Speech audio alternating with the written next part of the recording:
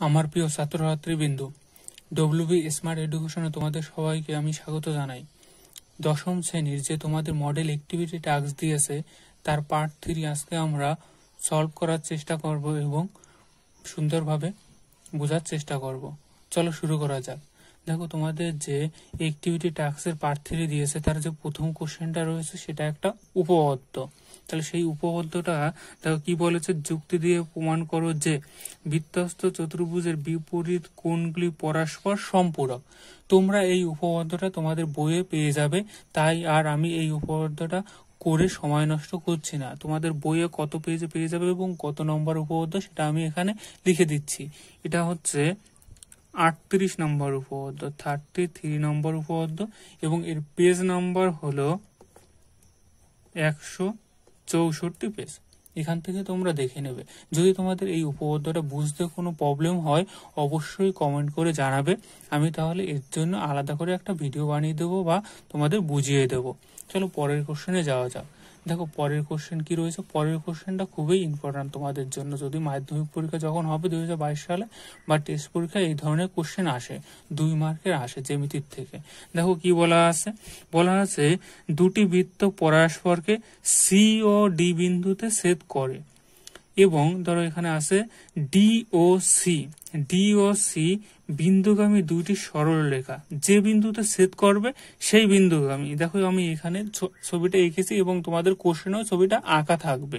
তাহলে ওরা কি বলতে চাইছে, দুটি বৃত্ত, এই একটা বৃত্ত আর এই একটা বৃত্ত, এই দুটো বৃত্ত পরস্পরকে ডি আর সি বিন্দুতে ছেদ করেছে, যদি ছেদ করেছে এবং তারপরে আরো বলেছে ডি ও সি বিন্দুগামী দুটি সরল রেখা। তাহলে একটা সরল রেখা ডি বিন্দুগামী আর একটা সি বিন্দুগামী সরল রেখা। তাহলে দেখো ফার্স্টেরটা দেখো, ডি বিন্দুগামী সরল রেখাটা একটি বৃত্তের যথাক্রমে এ ও তোমার হচ্ছিল বি বিন্দুতে ছেদ করেছে। এই মানে এই দুটো বিন্দুগামী সরল রেখা, তাহলে ডি আর সি বিন্দুগামী সরল রেখা একটা বৃত্তের এ আর বি বিন্দুতে ছেদ করেছে। আর অপর বৃত্তকে ই আর এফ বিন্দুতে ছেদ করেছে। এবং আরো দেওয়া রয়েছে ডি এ বি এই কোণটার মান 75 ডিগ্রি। তাহলে ডিইএফ এর মান নির্ণয় করতে বলছে। তাহলে দেখো ওরা কি করেছে, চালাকি করে ও যে ছবিটা দেওয়া আছে সেই ছবিটা সম্পূর্ণ ওরা এঁকে দেয়নি। তোমাদের কি করতে হবে, ডি আর সি বিন্দুতে যোগ করে নিতে হবে, এই দুটো বিন্দুকে যোগ করে নিতে হবে। তাহলে তোমরা এই যে অঙ্কটা দেওয়া সেটা সহজেই করে নিতে পারবে। দেখো এখানে আমি ডি আর সি বিন্দুকে যোগ করে দিয়েছি। তাহলে দেখো এখান থেকে আমরা কি করে সমাধান লিখবো বা অ্যান্সার লিখবো। তোমরা লিখবে, ফার্স্টে লিখবে ডি কমা সি বা সি কমা ডি যুক্ত করা হলো,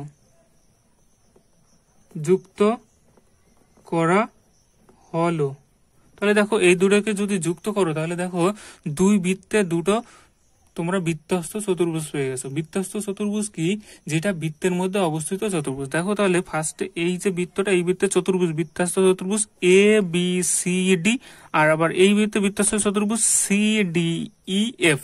এটা এই যে দুটি বৃত্তস্থ চতুর্ভুজ। তাহলে এখান থেকে আমাদের কার মানটা বের করতে বলছে, ই কোণের মানটা, মানে হচ্ছে ডিইএফ এই কোণের মানটা আমাদের বের করতে হয়েছে। দেখো আমি সংক্ষেপে বলে দিচ্ছি যে কি করে তোমরা ওই কোণের মানটা বের করবে, তারপর আমি ডিটেলসে লিখে তারপরে বুঝাবো। দেখো এখানে ফার্স্টে আমাদের এই একটা বৃত্তস্থ চতুর্ভুজ, এই একটা বৃত্তস্থ চতুর্ভুজ, আমাদের মান দেওয়া আছে। দেখো কোন বৃত্তস্থ চতুর্ভুজটা, ফার্স্টের বৃত্তস্থ চতুর্ভুজে একটা কোণের মান দেওয়া আছে। কোন মানটা দেওয়া আছে, ডি এ বি দেওয়া আছে কত ডিগ্রি, 75 ডিগ্রি। আর তোমরা তো জানো বৃত্তস্থ চতুর্ভুজের বিপরীত কোণের মান কত হয়, মানে বিপরীত বৃত্তস্থ চতুর্ভুজের বিপরীত কোণ দুইটি, ধরো এইটা আর এটা, বিপরীত কোণ দুটির যোগফল হয় 180 ডিগ্রি। তাহলে আমরা এই দুটোকে যদি যোগ করি সমানে 180 ডিগ্রি করি তাহলে এই কোণটা আমরা পেয়ে যাব।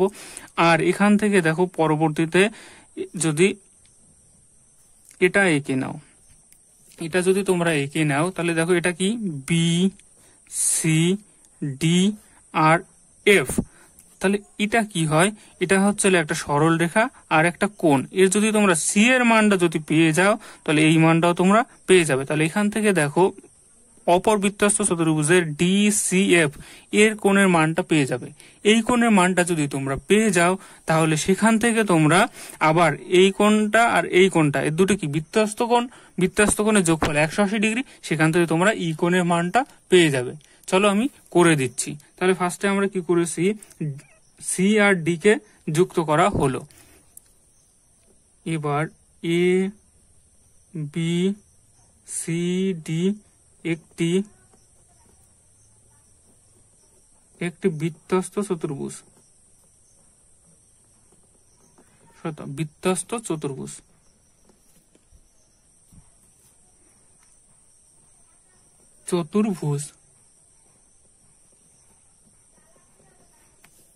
যার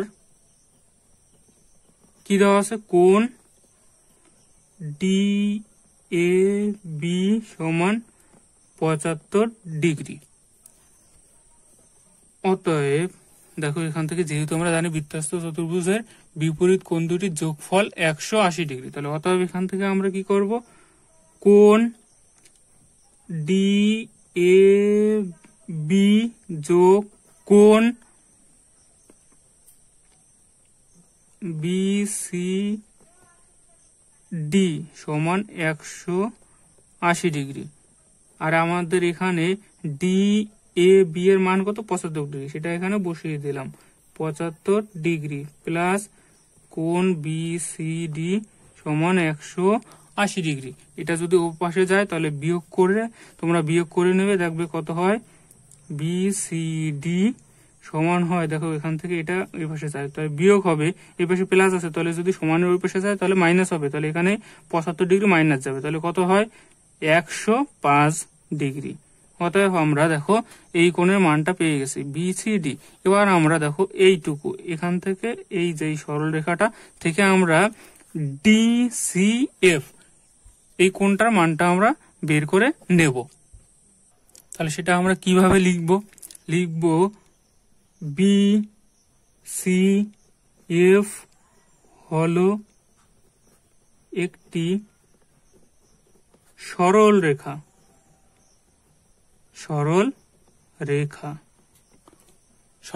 হলো। তাহলে সরল রেখা হলে এবার আমরা অতএব লিখবো, দেখো এই কোণটা আর এই কোণটা যোগফল 180 ডিগ্রি, কোণ BCD যোগ কোণ DCF সমান 180 ডিগ্রি। এগুলো তোমরা জানো, আর যদি না জানো তাহলে জেনে নাও যে সরলরেখার উপর যদি কোণ হয় তাহলে সেটা হয় কত, 180 ডিগ্রি। এর মান কত, 105 এখানে বের করেছি আমরা, প্লাস DCF সমান 180 ডিগ্রি। তাহলে এটা যদি ওই পাশে যায় তাহলে বিয়োগ হবে, তাহলে কোণ DCF, তাহলে এখানে দেখো পাতালে বিয়োগ করলে কত হয়, এখানে বিয়োগ করো 0.5, তাহলে বিয়োগ করলে দেখো পাবে কত, সমান 75 ডিগ্রি। এটা তো যেহেতু এই পাশে আসলে বিয়োগ হবে তাই আমি বিয়োগ করে নিলাম, তোমরা এটা ওই পাশে নিয়েও করতে পারো বা এভাবেও লিখতে পারো। তাহলে DCF আমরা কত পেলাম, 75 ডিগ্রি। তাহলে আমরা যদি এই কোণটার মান যদি 75 ডিগ্রি পেয়ে যাই তাহলে DCFE এটা একটা বৃত্তস্থ চতুর্ভুজ, তাহলে এই কোণ আর এই যে কোণটা, এই দুটো কোণ কি বৃত্তস্থ চতুর্ভুজের বিপরীত কোণ, তাদের যোগফল 180 ডিগ্রি, সেখান থেকে আমরা ই কোণের মানটা পেয়ে যাব। তাহলে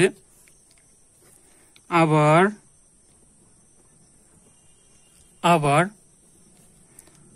কোণ DCF যোগ কোণ DEF এটা বৃত্তস্থ চতুর্ভুজের বিপরীত কোণ, তাই 180 ডিগ্রি।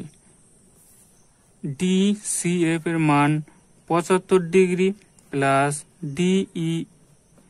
DEF সমান, এটা সম্পূর্ণ সমান 180 ডিগ্রি, তাহলে এটা ওই পাশে বিয়োগ যাবে, বিয়োগ গেলে কত হয়, কোণ DEF সমান 105 ডিগ্রি। তাহলে এটাই অ্যান্সার, এটা তোমরা লিখে দেবে। এক্ষুনি যে আমরা অঙ্কটা করলাম জ্যামিতির, এই অঙ্কটা খুবই ইম্পর্টেন্ট অঙ্ক, তোমরা খুব ভালো করে করবে। এটা 2 মার্কের বা 3 মার্কের আসে। দেখো পরবর্তীতে যে তোমাদের মডেল অ্যাক্টিভিটি টাস্কের 3 নম্বরের অঙ্কটা রয়েছে সেটা কি বলেছে, একটি গোলকের ব্যাসার্ধের দৈর্ঘ্য 50% বৃদ্ধি হলে বক্রতলের ক্ষেত্রফল শতকরা কত বৃদ্ধি পাবে তা নির্ণয় করো। দেখো প্রথমেই তোমরা অঙ্কের যে কোশ্চেন গুলো থাকবে সেগুলো দেখেই মানে অঙ্কটা কিভাবে করতে হবে সেই প্রক্রিয়াটা প্রথমে মনের মধ্যে ভেবে নেবে, তাহলে দেখবে অঙ্কটা করতে গেলে তোমাদের আটকে যাবে না। তাহলে দেখো ফার্স্টে আমি বলে নিচ্ছি যে কি করে এটা তোমরা করবে। কি বলছে, একটি গোলকের ব্যাসার্ধের দৈর্ঘ্য 50% বৃদ্ধি করলে বক্রতলের ক্ষেত্রফল শতকরা কত বৃদ্ধি পাবে তা নির্ণয় করো। তাহলে প্রথমের বক্রতলের ক্ষেত্রফল তো বের করতে হবে, আমাদের বক্রতলের ক্ষেত্রফল শতকরা কত বৃদ্ধি পাচ্ছে। তাহলে প্রথমে কত আছে বক্রতলের ক্ষেত্রফল সেটা বের করতে হবে। তাহলে সেটা বের করতে হলে আমাদের কি করতে হবে, প্রথমে ওই গোলকের ব্যাসার্ধ একটা ধরে নিতে হবে এবং তার বক্রতলের ক্ষেত্রফল বের করতে হবে। বের করা হয়ে গেল, তারপর কি করতে হবে, ওই যে ব্যাসার্ধ রয়েছে ওটাকে কত পার্সেন্ট বৃদ্ধি করতে হবে, বলছে 50%। 50% বৃদ্ধি করব এবং বক্রতলের ক্ষেত্রফল আবার বের করব। তাহলে দুটো বক্রতলের ক্ষেত্রফল পেয়ে গেলাম। তাহলে শতকরা কত বৃদ্ধি বলে সেটা আমরা ওখান থেকে বের করে নিতে পারবো। দেখো চলো শুরু করা যাক। এখানে কি তাহলে আমরা মনে করি বা ধরি ধরি ধরি গোলকের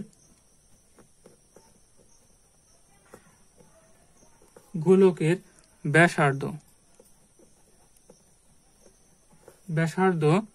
সমান আর একক। যেহেতু কোনো সেন্টিমিটার মিটার দেওয়া নেই তাহলে সেগুলোকে কি করতে হয়, ধরতে হয় একক।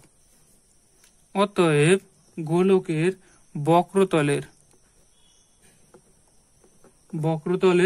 ক্ষেত্রফল তাহলে বক্রতলের ক্ষেত্রফলের সূত্র তো তোমরা অবশ্যই জানবে। তাহলে কি হয়, গোলকের বক্রতলের ক্ষেত্রফল 4πr²। এবার যেহেতু ক্ষেত্রফল তাই বর্গ একক। এবার আমরা কি করব, যেহেতু এটা প্রথম ক্ষেত্রে পেয়ে গেছি বক্রতলের ক্ষেত্রফল, তাই আমরা আর এর দৈর্ঘ্য কত পার্সেন্ট বৃদ্ধি করব, 50% বৃদ্ধি করব। 50% বৃদ্ধি পেলে 50% বৃদ্ধি পেলে ব্যাসার্ধ হবে, তোমরা লিখতে পারো গোলকের ব্যাসার্ধ 50% বৃদ্ধি পেলে, সেটাও লিখতে পারো বা এটাও লিখতে পারো। 50% বৃদ্ধি পেলে ব্যাসার্ধ হবে সমান আর ইন্টু, যেহেতু 50% বৃদ্ধি পাচ্ছে তাহলে কি করতে হবে, নিচে কত হবে আমাদের 100 আর বৃদ্ধি পাচ্ছে 50, তাহলে 100 প্লাস 50 মানে কত 150 এত একক। এখানে যদি কাটাকাটি করো দেখো কত আসে, একে 50 দিয়ে কাটো 2, একে 50 দিয়ে কেটে নাও 3, এখান থেকে আমরা পেয়ে যাচ্ছি 3r/2 একক। এখন গোলকের আগে তো একবার বক্রতলের ক্ষেত্রফল ছিল, এবার 50% বৃদ্ধি পাওয়ার পর বক্রতলের ক্ষেত্রফল কতটা বাড়ছে সেটা বের করতে হবে, তাহলে শতকরা বের করতে পারবো। তাই এবার আমরা নিয়েছি এখন গোলকের বক্রতলের ক্ষেত্রফল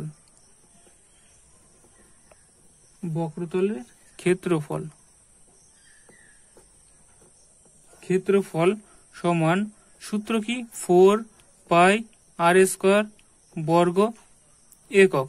এটা তো আমাদের আগের বার হয়েছিল, এবার আর কি, আর তো চেঞ্জ হয়ে গেছে, তাই আর এর জায়গায় আমরা কত বসাবো, 4π আর এর জায়গায়, যেহেতু আর এর স্কোয়ার আছে তাই যেটা আর এর জায়গায় বসবে তার স্কোয়ার হবে, তাই হোল স্কোয়ার 3/r মানে 3 × r/2 এর হোল স্কোয়ার বর্গ একক।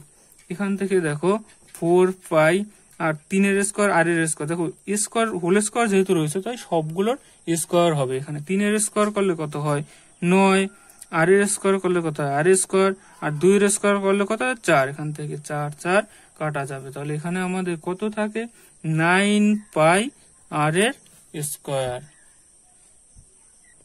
এবার আমাদের কি বলছে, গোলকের ক্ষেত্রফল শতকরা কত বৃদ্ধি পায়, তাহলে সেটা আমরা বের করব।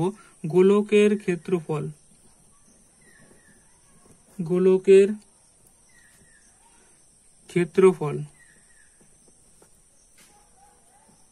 শতকরা বৃদ্ধি পায়, শতকরা বৃদ্ধি পায়। তাহলে বৃদ্ধি পেয়েছে কোনটার থেকে বৃদ্ধি পেয়েছে, বৃদ্ধি হয়েছে 4πr² থেকে বৃদ্ধি পেয়েছে, মানে যেটা প্রথমের যে ক্ষেত্রফল ছিল তার থেকে তো বৃদ্ধি পাবে। তাহলে আমাদের যে ক্ষেত্রফল বৃদ্ধি মানে শতকরা বৃদ্ধির যে সূত্র বা যে নিয়ম, তাহলে সেটা বৃদ্ধি পাবে কোনটার থেকে বৃদ্ধি পাবে, 4πr², নিচে যাবে। আর কতটা বৃদ্ধি পেয়েছে সেটা আমরা বিয়োগ করে বের করব, 9πr² মাইনাস 4πr²। এইভাবে শতকরা বৃদ্ধি বের করে, ইন্টু কত, যেহেতু শতকরা বলছে তাই 100 গুণ করতে হবে। এবার বিয়োগ করো, উপরে কত থাকে, 5πr² থাকে উপরে, নিচে পড়ে থাকে 4πr² ইন্টু পাশে 100, তাহলে এখান থেকে কাটাকাটি করো, দেখো πr² কাটা যায়, 4 দিয়ে যদি 100 কে কাটো তাহলে কত হয়, 4 25 100, 5 দিয়ে 25 কে গুণ করলে হয় 125, এটা পার্সেন্ট। তাহলে তোমরা লিখে দেবে যে যে গোলকের বক্রতলের ক্ষেত্রফল শতকরা 125% বৃদ্ধি পায়। তোমাদের যদি এই যে আমার অঙ্ক করা এগুলো যদি ভালো লেগে থাকে তাহলে অবশ্যই সাপোর্ট করবে, চ্যানেলটিকে সাবস্ক্রাইব করে রাখবে এবং সবার আগে ভিডিওটা পেতে চাইলে পাশে থাকা বেল আইকনে ক্লিক করে রাখবে এবং কমেন্ট করবে, লাইক করবে। আর তোমাদের যে মডেল অ্যাক্টিভিটি টাস্কগুলো দিয়েছে আমি সব পার্টগুলোই কমপ্লিট করে ফেলেছি। আমার চ্যানেলের মধ্যে গিয়ে তোমরা প্লে লিস্টে যাবে, প্লে লিস্টে গেলে ওখানে দেখতে পাবে যে ক্লাস 10 মডেল অ্যাক্টিভিটি টাস্ক, ওখানে যদি তোমরা ঢোকো ওখান থেকে তোমরা পার্ট 1, পার্ট 2, পার্ট 3 এবং লাইফ সায়েন্স ওগুলো সব তোমরা ওখান থেকে পেয়ে যাবে। আমি ডিসক্রিপশনেও লিঙ্ক দিয়ে দেবো বা কমেন্টেও লিঙ্ক দিয়ে দেবো, ওখান থেকে তোমরা দেখে নিতে পারবে। চলো দেখো পরের অঙ্কটা শুরু করা যাক। পরের অঙ্কটা কি রয়েছে, একটি অর্ধগোলাকৃতি গম্বুজের ভূমিতলের দৈর্ঘ্য কত দেওয়া আছে তোমার, 42 ডেসিমিটার। ভূমিতলের দৈর্ঘ্য, ভূমিতলের দৈর্ঘ্য বলতে কি বোঝায়, ধরো একটা কোনো একটা অর্ধবৃত্তাকার গম্বুজ, গম্বুজ কেমন থাকে, গম্বুজ এরকম থাকে, তাহলে গম্বুজটা তো অর্ধবৃত্তাকার হয়, তাহলে এটা পূর্ণবৃত্তও করা যায়, তাহলে অর্ধবৃত্তাকার গম্বুজ। এবার কি বলছে, ভূমিতলের দৈর্ঘ্য, তাহলে ভূমিতলের দৈর্ঘ্য তো কি হবে, গম্বুজের বৃত্তের যেটা হয়, তাহলে বৃত্তের সব থেকে যে বড় যা তাকে কি বলা হয়, ব্যাস, ব্যাস বলা হয়। ব্যাসটা দৈর্ঘ্য তো সব থেকে বড় হয়, তাহলে এটার ক্ষেত্রে কি হবে, ভূমিতলের দৈর্ঘ্যটা কি হবে আমাদের, ব্যাস হলো। তারপর কি বলেছে আমাদের, গম্বুজটির উপরিতলে রং করতে প্রতি বর্গমিটার 35 টাকা হিসাবে কত টাকা খরচ পড়বে তা নির্ণয় করি। তাহলে কি করতে হবে, এই গম্বুজটার উপরিতলের ক্ষেত্রফল বের করতে হবে এবং তার যে রং করতে কত টাকা খরচ হয় সেটা বের করতে হবে। আর এখানে গম্বুজটার মানে এটা ধরে নাও এটা একটা গোলক, তার অর্ধগোলক, এবং তার কি দেওয়া আছে তোমার হচ্ছিল 42 ডেসিমিটার হচ্ছিল এর ব্যাস। আমরা কি করব, আমরা ফার্স্টে দেখো সমাধান, এখানে আমরা অর্ধগোলকের যেটা দেওয়া আছে, অর্ধগোলকের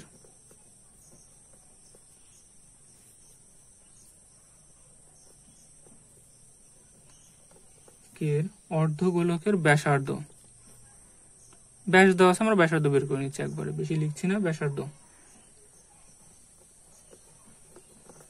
তোমরা কি করে বের করে তো জানো, ব্যাসের অর্ধেক, তাহলে ব্যাসার্ধ দেওয়া আছে 42, তাহলে 42/2 এত ডেসিমিটার,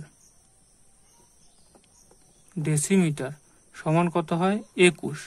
আর এখানে কি আছে, প্রতি বর্গমিটার 35 টাকা হিসাবে, তাহলে আমাদের এটাকে কি এককে বের করতে হবে, মিটার এককে বের করতে হবে।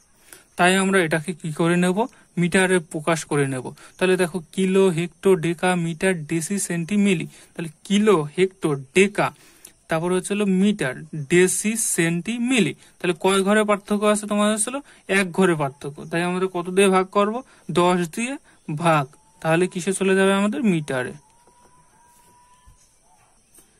মিটারে পরে ডেসিমিটার নিচে রয়েছে, তাই 10 দিয়ে ভাগ। এবার আমাদের কি করতে হবে, উপরিতলের ক্ষেত্রফল বের করতে হবে, অর্ধগোলকের উপরিতলের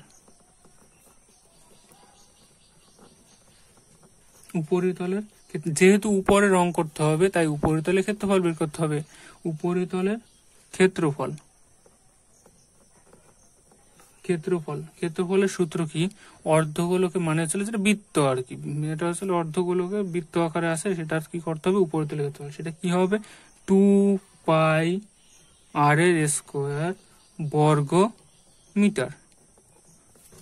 এবার আমাদের মান দেওয়া আছে 2 পায়ের মান কত জানি আমরা 22/7 ইন্টু আর কত আছে 21/10, কয়বার গুণ হবে 2 বার, স্কোয়ার রয়েছে তাহলে আর 2 বার হবে, তাহলে 21/10 ইন্টু 21/10। দেখো এটাকে আর কাটাকাটি করে এখানে ছোট করছি না, দেখো পরে কি করছি, আমাদের দেখো কি বের করতে বলেছে, আমাদের বলছে তোমার বর্গমিটার প্রতি বর্গমিটার 35 টাকা হিসাবে কত খরচ পড়বে। তাহলে 1 বর্গমিটারে খরচ হয়, 1 বর্গমিটারে খরচ হয়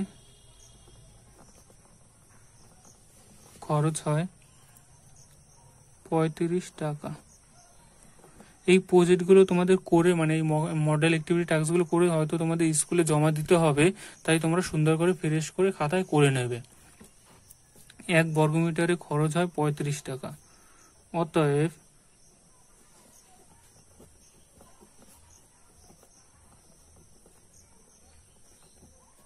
এত বর্গমিটারে খরচ হবে কত টাকা খরচ হবে। দেখো সেটা নিচে লিখছি এখানে। দেখো যদি মনে করো একটা পেন কিনতে লাগে 35 টাকা, তাহলে 2টা পেন কিনতে কত টাকা লাগবে, বেশি লাগবে, কত গুণ করতে হবে 35 গুণ 2, সেম ভাবে এটাও গুণ করতে হবে, তাহলে 35 গুণ করো 35 ইন্টু 2 ইন্টু 22/7 ইন্টু 21/10 ইন্টু আবার 21/10। এখানে তারপরে কাটাকাটি করো তোমরা, এখান থেকে 7 দিয়ে 35কে কাটলে 5 7 35, 5 দিয়ে তোমরা 10কে কাটো, 5 2 10, 2 দিয়ে 2কে কাটা যায়। এবার এখানে আমাদের কি পড়ে আছে 22 ইন্টু 21 ইন্টু 21/10।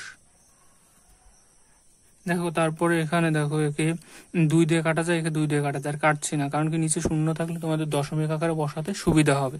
তারপর এখান থেকে গুণ করো, 21 21 গুণ করলে কত পাও, 21 21 গুণ করলে হয় 441, আর হচ্ছে 7 গুণ কত 22/10। দেখো এটাকে গুণ করলে তোমরা পাবে 9702, এটা তোমরা গুণ করে দেখবে নিচে 10। এবার দেখো নিচে 10 রয়েছে, তাই এটাকে যদি 10টাকে যদি তুলে নাও তাহলে কি লেখা যায় 970.2, দেখো এই পয়েন্ট তুললে কি হয় 10, তাহলে এত টাকা এটা খরচ হবে।